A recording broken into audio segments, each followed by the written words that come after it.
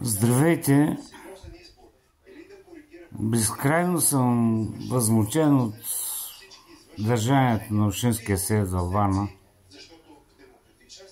на нарцисите от Възраждане, които са вързани с ГЕРБ и които са против господин кмета Коцев.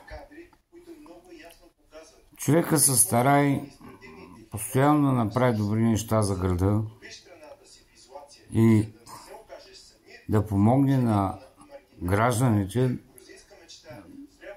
да имат по-добър живот. Именно поради тази причина не може да му се ограничават правомощията и така нататък, защото имаме да правим училища, примерно училище Яворов покрива, басейна и другите училища и така нататък за децата и много други инфраструктурни проблеми, които са свързани с изграждане на улици и така нататък. Искам да се знае едно.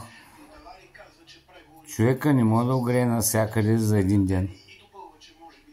Аз още на времето, когато ще да става кмет на Варна, му го казах, че на плещите му пада голяма тежест и ще бъде много плют и така нататък. Искам едно елементарно уважение към кмета, едно елементарно уважение към цялата администрация, едно елементарно уважение към един изключително ден човек, Илия Коев, заместник кмет, с който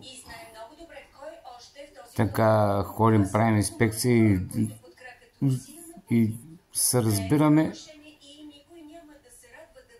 Искам просто да има една толерантност и уважение към хората, които се стараят да направят нещо за града.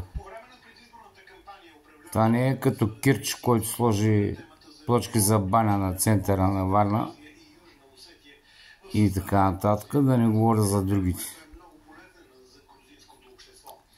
Именно поради тази причина ви моля, уважавайте господин Коцев.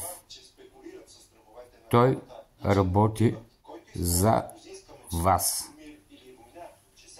До чуване.